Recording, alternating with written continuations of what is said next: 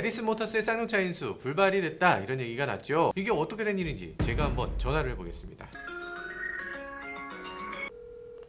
어이? 전화가 안 된다? 대표님 대표님 아니 왜 전화를 안 받으시지?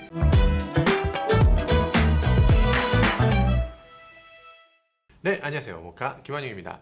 에디슨 모터스의 쌍용차 인수 불발로 그친 것 같습니다. 주가가 이렇게 올랐다가 지금 이렇게 떨어졌어요. 제가 지난번에 강영권 회장 인터뷰한 적이 있는데 그 영상 보고서 투자하셨다는 분들도 계시더라고요. 근데 댓글 보니까 어떤 분들은 야, 그 덕분에 나 돈 좀 벌었다, 그래서 빠져나왔다, 아 고맙다, 이런 댓글도 있어요. 근데 어떤 분들은 아직도 이걸 들고 계셨던 것 같아요.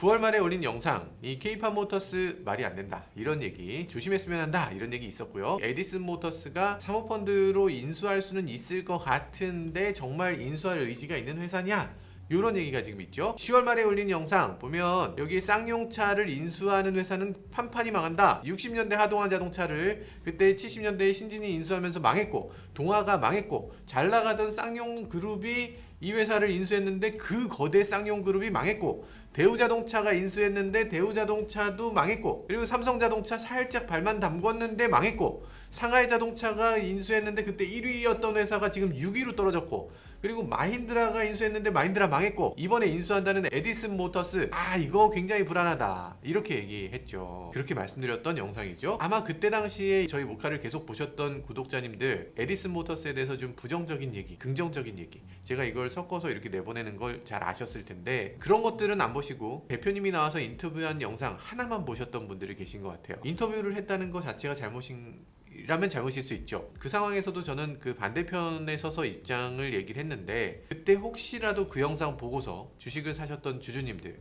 그런데 그걸 안 팔고 최근까지도 계속 들고 계셨던 분들 계시다면 정말 죄송합니다. 몇 분들이 아이디를 바꿔가면서 지금 계속 댓글을 달아주시는 분이 계세요. 카피페이스트 하시는 분들 계신데 충분히 이해됩니다. 이게 남의 일 같지가 않아요. 저도 사실 많이 잃었습니다. 이 현대차 주식, 기아차 주식 많이 잃었죠. 거의 반토막. 이게 반토막이 나더라. 그리고 테슬라 제가 500불일 때 샀잖아요. 1000만원 정도 샀을걸. 그때 많이 샀어요. 그때 당시 분할 전이니까 한 2000슬라 됐죠. 3000만원 이상 벌었습니다. 근데 그때 당시에 3000만원 벌었다 이런 게 아니라 엄청 후회했죠. 1000만원만 넣어서 왜 3000만원밖에 못 벌었냐, 나 바본가, 이런 생각이 들더라고요. 그게 주식이 그래요. 주식은 이게 내려가면 그때 왜 샀지 하고 정말 후회되고, 올라도 왜 그거밖에 안 넣었지 하고 정말 후회됩니다. 그냥 안 하는 게 답인 것 같아. 보통 이제 그렇게 되면 어떻게 돼? 돈을 내가 벌었어, 3000만원 벌었어, 이러면 어떻게 됩니까? 내가 어리석게 이게 소심했구만. 그래서 그때 번 돈 원금 해서 4000만원을 일단 넣고, 거기다가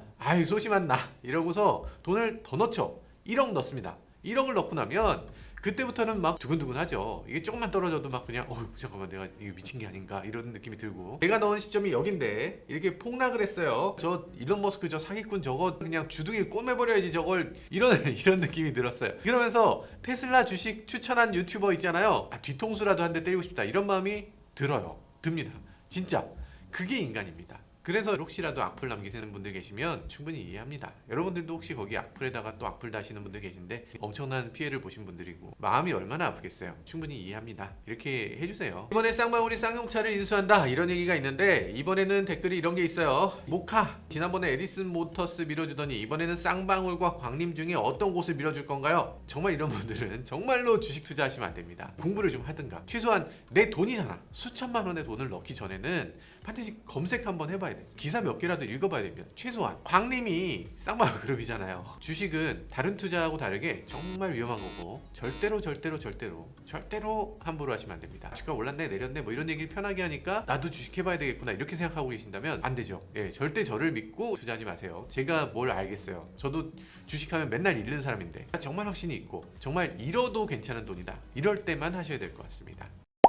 자, 그러면 이게 어쩔 수 없는 일이었나? 그렇지 않죠. 그럼에도 에디슨 모터스가 작전이었다는 얘기들이 여전히 있습니다. 피해도 심각하다고 하고요. 이 에디슨 EV 작년 11월에 8만원이 넘었었는데 이제는 11,000원이라고 하죠. 이게 몇 토막이야. 이게 말이 됩니까? 강영권 회장의 회사 보면요, 에너지솔루션즈라는 회사예요. 에너지솔루션즈가 에디슨 모터스의 대주주죠. 이 에너지솔루션즈가 에디슨 EV라는 회사, 그러니까 그때 당시 세미시스코의 경영권을 140억 원에 사들입니다. 사들이고 나서 에디슨 EV에서 또 에디슨 모터스에다가 이 500억 원을 투자했다고 해요. 에너지솔루션즈, 세미시스코, 에디슨 EV 여기서 여기를 140억 원 투자했는데 여기서 여기를 500억 투자했다는 얘기예요. 500억이라니 너무 큰데? 이런 생각이 들죠. 게다가 애초에 여기서 140억 원을 투자할 때 그 100억 원은 또 외부 돈이에요. 그러니까 에너지솔루션즈에서는 단돈 40억을 들여서 상장사를 인수한 거고 거기서 또 500억을 끌어서 투자할 수 있도록 했다. 이런 얘기니까 40억 갖고 500억을 만들었네? 이런 기사들이 나와 있습니다. 게다가 이 세미시스코에서 500억이라는 돈은 자기 자본보다 2배가 넘는 돈이에요. 어마어마한 돈인데 그걸 왜 여기다가 이거 돈 떼먹겠다는 거 아니냐 이런 얘기가 나옵니다. 근데 그렇게만 볼 건 아닌 것 같고 쌍용차를 인수하기 위한 자금을 이 에디슨 EV에서 끌어왔다 이렇게 볼 수도 있겠죠. 이게 묘한 거죠. 사실 인수할 돈을 내가 다 마련해서 이 돈으로 인수를 하는 게 아니라 인수한다고 먼저 던져놓고 그러면 그 주가가 올라가니까 그 올라간 주가로 회사를 인수한다는 거죠. 얼핏 보면 사기같이 들려요. 아주 이상하게 들리지만 내가 하려는 사업을 먼저 공개하고 그 돈을 주식시장에서 조달하는 거 이게 원래 주식시장의 생리죠. 원래 그런 거예요. 그래서 이 자체가 현행법을 위반하는 거냐 딱 잘라서 얘기하기 굉장히 어려운데 자기 자본이 너무나 적은 위험한 행동이어서 정상적인 기업 활동이 맞는가 이 부분에 대해서 조사가 필요할 것 같습니다. 에디슨 EV 그러니까 세미시스코의 대주주 이순종 전 대표가 자기가 가진 주식을 DMH, SLH, 메리골드 투자조합, 아임홀딩스 뭐 많은데 이런 조합들에다가 나눠서 이렇게 팔았어요. 근데 이렇게 여러 개를 나눠서 팔고 나니까 주가가 급등했을 때 그 주식을 다 내다 판 거예요. 보통 이제 30% 이상이면 대주주가 되기 때문에 이 대주주가 되면은 주식을 내다 팔 때 그 내다 판 걸 공시를 하게 돼 있어. 근데 이게 6곳이 나눴으니까 각각이 가진 주식의 지분이 20%가 채 안 되는 거예요. 이 정도라면은 주식을 그냥 한 번에 내다 팔아도 대주주가 아니기 때문에 공시의 의무가 없습니다. 그래서 이게 6곳이 아니냐 이런 얘기도 나오는 거예요. 이 상한가에 가까운데 판 이게 정상적인 매도인지 이걸 알아볼 필요가 있습니다. 만약에 정말 긍정적으로 바라보면 쌍용차 인수자금이 어쨌든 몇천억이 필요하니까 그 인수대금을 만들기 위해서 현금을 일단 마련해야 돼서 상한가에 가까울 때 팔았다. 그렇게 된다면 이건 쌍용차 인수대금을 묶어놔야죠. 정상적으로 매도한 거라면 총알이 지금 충분할 텐데 이걸로 쌍용차를 인수하겠다는 약속 그걸로 주가를 올렸으니까 그 약속은 반드시 지켜야죠. 이 돈이 만약에 쌍용차를 인수하는 데 쓰이지 않고 누군가의 개인 호주머니나 이런 데로 들어간 건 아닌지 이 자금 흐름을 공개해야 되고요.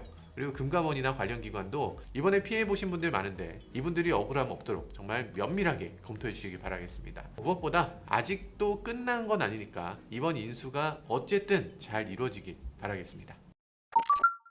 네, 마침 이번에 상장 폐지 기업들 리스트가 나왔는데요. 얄궂죠? 이게 하필이면 또 지금 나와. 코스피 4개, 코스닥 38개가 상장 폐지 사유가 생겼습니다. 당연히 에디슨 EV에도 상장 폐지 사유가 생겼죠. 인수 뭐 이런 과정의 문제가 아니라 이 회사가 계속 적자라서 그래요. 에디슨 EV라는 회사 원래 세미시스코라는 회사였는데요. 이 회사가 왜 팔렸겠어요? 장사가 잘 안 되니까 팔렸겠죠. 중국의 JAC 이 장화이 자동차를 가져와서 파는 회사인데요. 중국에서도 그렇게 좋은 회사는 아닙니다. 짝퉁차로 유명한 회사예요. 우리나라 자동차들 뭐 투싼 닮은 차 뭐 이렇게 만드는 회사, K7 닮은 차, 약간 이군 이런 느낌이 드는 회사입니다. 이 회사의 전기차를 가져와서 파는 회사. 지금 수년째 계속 적자를 이어가고 있죠. 이번에 에디슨 모터스가 인수하고 쌍용차 인수로 인해서 주가가 급등하게 된 거죠. 이거 빼면 돈이 없는 회사죠. 이 500억을 준 것도 결국에는 자사주를 매각해서 줄 수 있었던 것 같아요. 당연히 상장 폐지 사유가 생겼죠. 이거를 잘 해결을 해야 되고요. 그리고 쌍용차도 상장 폐지 대상입니다. 쌍용차는 2년 연속으로 감사 의견 거절을 받았어요. 14일 동안 개선기간 종료 후에 상장 공시위원회 심의를 거치고요. 상장 폐지 여부가 결정됩니다. 상장 폐지가 되면 어떻게 되느냐? 내 주식 어떻게 되느냐? 내 주식은 휴지가 되는 거죠. 거의 휴지에 가깝게 됩니다. 대부분은. 근데 여기서 상장 폐지 직전에 뭔가 큰 사건이 벌어지죠. 마지막으로 일주일간 정리매매 기간을 줍니다. 상폐되는 주식은 마지막으로 정리매매를 하게 되는데 내 주식을 그냥 종이 가격이라도 받고 팔아야 되잖아. 그러니까 그때는 아시겠지만 상한가 하한가가 아예 없죠. 왜냐하면 이게 만원짜리 주식이라도 10원에라도 팔아야 되니까.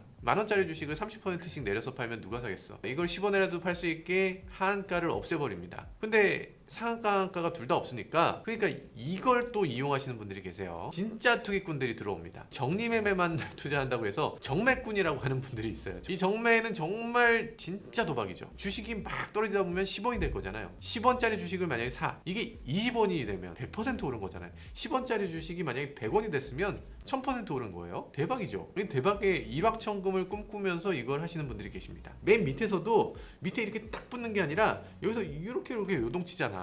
그러니까 요걸 가지고서 한탕을 하시는 분들이 계세요. 100% 올랐다가 100% 떨어지고 막 이러니까 초단타를 가지고서 여기서 일확천금 노리시는 분들이 분명히 계십니다. 그러면 야 10원짜리 주식을 10억 원 하면은 20원 되는 순간 10억 버는 거네, 이렇게 생각하시는 분들이 계실 수도 있어요. 괜찮죠? 혹하죠? 혹하는데 10원 밑에는 1원도 있습니다. 아니 10원이 1원 되면 90% 손실 나시는 거예요. 큰일 납니다. 정말 큰일 나요. 옛날에 이런 일 많이 있었어. 정리매매 기간에 아주 엄청난 일들이 있습니다. 예를 들면 저희가 카메라 렌즈 중에 굉장히 유명한 삼양옵틱스라고 있어요. 지금도 국산 렌즈의 자존심이라고 해서 굉장히 잘 하시는 분들인데, 이거를 하시는 분들이 SY 코퍼레이션이라는 회사에 있었죠. 그때 당시에 정리매매를 할 때 1원에 시작했어요. 근데 갑자기 1원이었던 주가가 계속 이상하게 오르더니 81,200원까지 올랐습니다. 그래서 우리나라 코스닥 역사상 가장 큰 폭의 증가, 81,200% 올랐습니다. 1억 원 만약에 넣었다 그러면 8조가 되는 거예요. 8조. 괜찮은데? 와, 괜찮은데? 근데 그럴 수 없죠. 일단 1억 주가 안 되니까 1억 원어치를 살 수가 없어. 마지막에 4만 원인가 4천 원인가 뭐 이 정도에서 끝났던 것 같은데, 그때 당시 그 주식을 마지막에도 산 사람이 있다는 거. 휴지를 4만 원에 사신 거죠. 그러니까 여기서 핵심은 그거예요. 그 주식은 그냥 휴지예요. 휴지인데 그걸 몰랐는지 혹은 알면서 그랬는지 어쨌든 그렇게 엄청난 거래가 이루어졌었죠. 이 정리매매 조만간 이루어질 텐데, 사실상 이 정리매매 단계에서는 내가 사긴 사도 안 팔릴 수 있다라고 보셔야 돼요. 이거 누가 사겠어? 잘 아시는 분들도 정리매매는 절대 들어가시면 안 됩니다. 일단 진짜 말씀드렸어요. 나중에 또 다른 말씀하시면 안 돼요. 진짜 도박인데 도박의 확률이 거의 로또 같은 그런 도박이에요. 이번에 상장 폐지 회사 뭐 여러 가지 있는데요. 뭐 수많은 이름 잘 모르는 회사 있고, 그 중에서 좋은 사람들도 있네요. 좋은 사람들 우리 익숙하죠. 제임스 딘, 보디가드, 그게 좋은 사람들이에요. 근데 상장 폐지됩니다. 이게 그럴 수 있어요. 좋은 사람들의 경쟁자 보면은 속옷 만드는 회사 1위 BIC고 2위가 쌍방울입니다. 뭐 이런 회사들 그렇게 나쁜 건 아닌데 3년 연속 적자입니다. 쌍방울을 가리켜서 여기 검색해보면 좀비 기업이라는 얘기가 나오죠. 속옷 만드는 사업 경기가 얼마나 안 좋은지 약간은 알 수 있을 것 같고요. 이러니까 쌍방울이 그렇게까지 사업을 다각화하려는 것 같습니다. 그런데 여기 아까 광림 그리고 쌍방울에 대해서 잠깐 얘기했잖아요. 이 둘이 그래서 관계가 있다는데 어떤 관계냐? 많은 분들이 어렸을 때부터 쌍방울은 많이 들어봤잖아. 어디서 들어본 것 같아. 그 유명한 속옷 회사 아니야. 당연히 알죠. 쌍방울 레이더스 전남 2위 아닌가? 금호 다음 쌍방울 아닌가? 뭐 이렇게 생각하시죠. 다들 그렇게 생각하실 거예요. 엄청난 큰 회사다 이런 기분이 드실 거예요. 근데 지금 쌍방울 보면 그때 그 쌍방울이 아니죠. 지금 쌍방울은 신쌍방울이에요. 그건 구 쌍방울이고, 쌍방울이 도대체 어떤 회사냐? 이거 간단하게 살펴보셔야 됩니다. 이거 아셔야 돼요. 많은 사람들이 그거 아니야? 이렇게 생각하시는 분들 계신데, 팬티 만드는 회사라서 그건가? 이렇게 생각하시는데 그게 아니에요. 그거 아닙니다. 60년대에 만들어진 회사고, 전북에 있던 이복령, 이창령 이렇게 두 명의 형제가 회사를 만들었어요. 근데 영이 둘이니까 이 회사 이름을 쌍령이라고 지었어. 쌍령석유. 쌍령. 이 쌍령 이러니까 약간 발음이 좀 그렇잖아. 그래서 거기서 나중에 이 방울령자니까 방울이라고 바꿨어요. 쌍방울 이렇게 바꾼 겁니다. 그래서 쌍방울이 됐어요. 쌍방울 뭐 워낙 잘 나갔죠. 제일 잘 나갈 때는 80년대인데 80년대 사신 분들 뭐 다 아실 거예요. 그때 우리나라에서 리바이스를 능가하는 브랜드가 있었습니다. 브랜드 이름이 리라는 브랜드, 그거 아마 다 아실걸? 광고 보면은 멋있어요. 리라고 써있는데 이 한국 이름 같긴 한데 묘하게 이게 미국에 더 리가 있네, 이런 느낌이었죠. 트라이도 있었죠. 트라이 그때 당시 기억나시나? 멋진 남자 멋진 여자 트라이 하면서 이덕화 씨가 이렇게 엘리베이터에서 빵 이렇게 치는 거. 야 꼈어. 야 꼈어 이랬던 거. 다들 아시죠? 네, 기억나시죠? 저는 기억이 안 나요. 멋진 남자 멋진 여자 트라이. 게다가 프로야구 제8구단 쌍방울 레이더스 창단을 했죠. 전북이 연고가 전북이었나? 지금은 인천. 그렇게 잘 나가던 쌍방울. 그런데 문제가 발생했죠. 그 당시에 전두환 이게 뭐라고 해야 될지 이게 정치적으로 해석하지 말아주세요. 어쨌든 미스터 전님께서 전북을 시찰하다가 말고 무주에다가 야 여기 동계올림픽 땅으로 딱이다.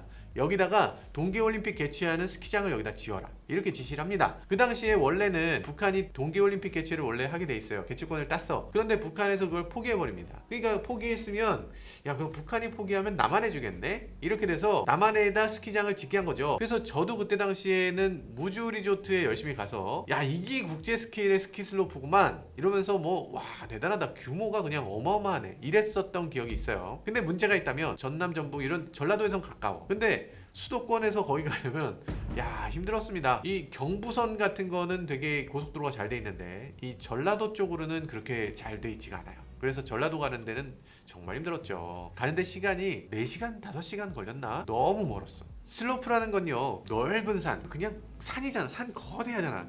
그 산을 눈으로 다 덮어야 돼요. 우리나라는 다 눈을 만들어서 덮죠. 돈이 얼마나 많이 들겠어요. 꽉 차면 괜찮은데 사람이 절반이 와. 그러면 슬로프 뭐 눈을 절반만 뿌려요? 그럴 수 없잖아. 다 뿌려야 되잖아. 슬로프가 있으면 당연히 호텔 콘도가 있어야 되는데 호텔하고 콘도도 돈 잡아먹는 귀신이죠. 만약에 절반 온다고 해서 절반만 열 수는 없잖아요. 호텔은 그냥 한 명이 있어도 다 열어야 돼. 돈이 어마어마하게 들고 적자가 나기 시작하면 어마어마한 적자가 되죠. 그때 당시 쌍방울은 괜찮다고 했습니다. 이 96년에 쌍방울 연매출이 3,600억 원. 야, 그때 당시 정말 잘 나가던 회사였어요. 근데 그때 당시에 섬유 산업이 사양 산업이다 이런 분위기가 굉장히 컸고요. 실제로 그렇기도 했고 앞날을 내다본 거죠. 그래서 쌍방울이 야 우리 그 돈을 모아서 이 관광 레저 사업 건설업을 하자 이렇게 된 거예요. 그때 당시 계획성은 좋아 보였어요. 문제는 그게 96년이라는 거지. 96년에 최고치를 찍은 거예요. 이 90년대 말이 문제였던 거는요. 우리나라 사업이 다 잘 됐어. 뭐를 하면 다 그냥 빵빵 터졌습니다. 이게 우리나라 최고 호황기라고 볼 수 있어요. 그게 문제였던 거죠. IMF가 97년에 딱 오죠.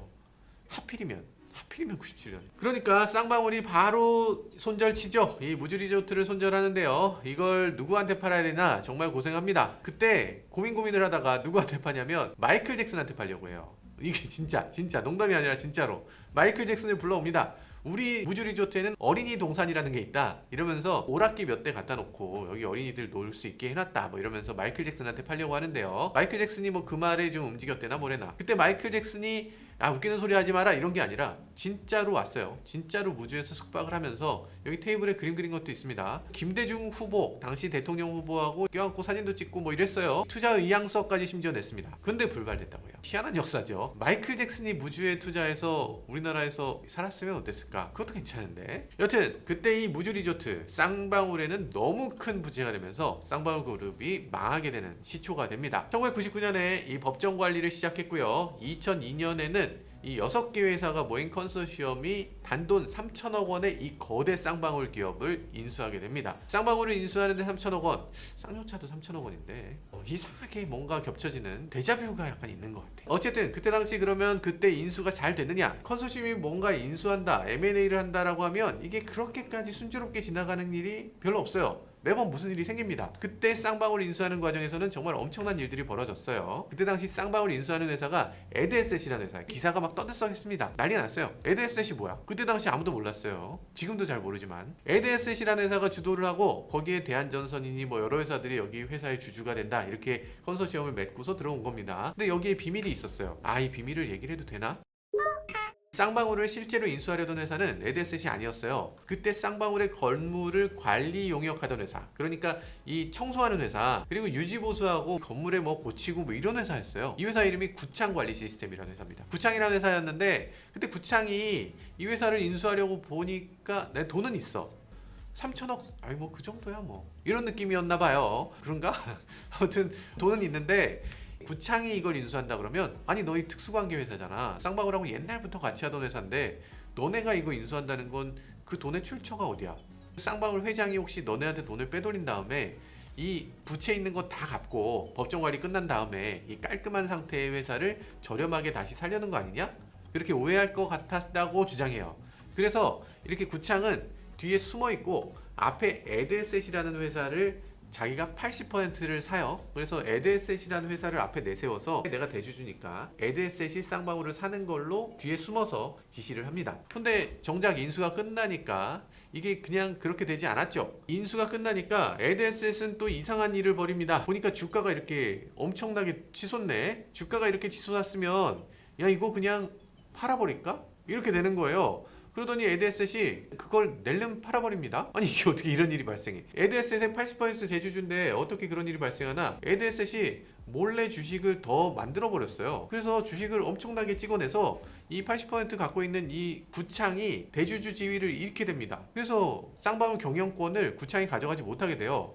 아니 이게 무슨, 아까 컨소시엄에 대한전선이라는 회사가 있었다고 했잖아요. 그 대한전선이 딱 보니까 아니 저게 인수가 안 됐네. 야 이게 내가 컨소시엄에 돈도 넣었는데 이게 말이 되나? 이러면서 이거를 자신들이 산다고 합니다. 자신들이 돈을 집어넣어서 복잡한 거 그거 모르겠고 내가 그냥 돈 더 넣을 테니까 나한테 줘. 내가 그냥 할게. 그래서 쌍방울을 인수하기로 해요. 돈을 엄청나게 집어넣었는데 그때 당시에 어떤 일이 있었냐면 쌍방울에서는 대한전선에 우리 팔 수 없어. 우리 팔고 싶지 않아.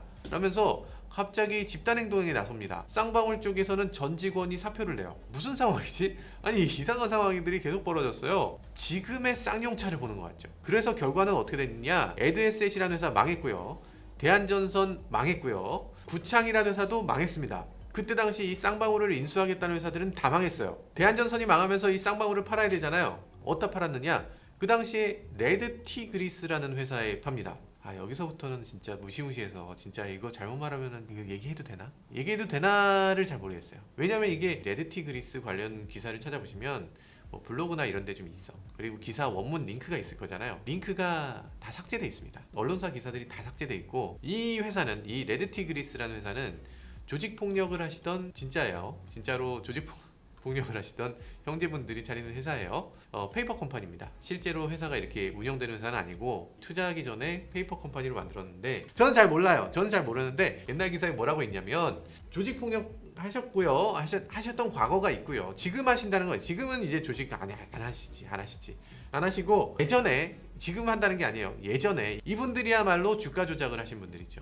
한 번 한 게 아니에요. 여러 번 하셨습니다. 여기 드러난 것만 해도 3번 정도가 큰 건으로 있고요. 그리고 주가 조작으로 5년형 유죄를 받으셨어요. 그래서 유죄 받아서 감옥을 실형을 살고 오셨습니다. 벌금도 내셨고, 그리고 또 재판하고 또 재판하고 이렇게 됐어요. 그런 일들이 있었다고 합니다. 기사에 나왔어. 전 진짜 몰라. 기사가 맞는지 아닌지 모르겠어요. 이 기사 쓰신 분들이 뻥쳤을 수도 있죠. 전 모르는 일이에요. 이래도 관계 조심해야 되겠지. 이분들이 갖고 계신 페이퍼 컴퍼니 칼라스 홀딩스라는 회사가 있고요. 칼라스 홀딩스가 광림을 갖고 있는 거고, 광림이 쌍방울을 갖고 있는 겁니다.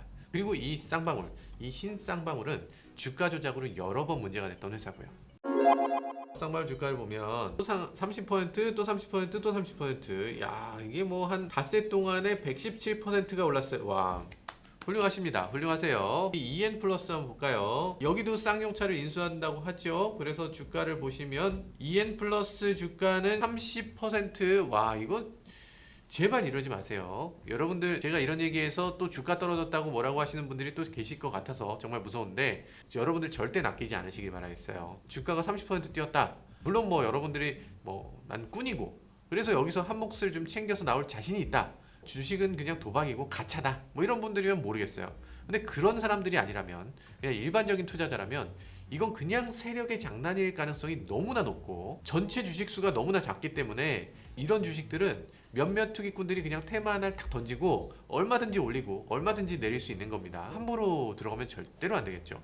만약에 여러분들 사실 때 상한가로 막 30% 뛰는 걸 보면, 그럼 다음날에 그게 또 30% 하한가로 내려갈 수가 있어요. 정말 이건 조심하셔야 돼요. 저는 주식을 잘 모르지만 워렌 버핏 같은 투자자들 있잖아요. 주식은 일확천금 아니다 이렇게 얘기하죠.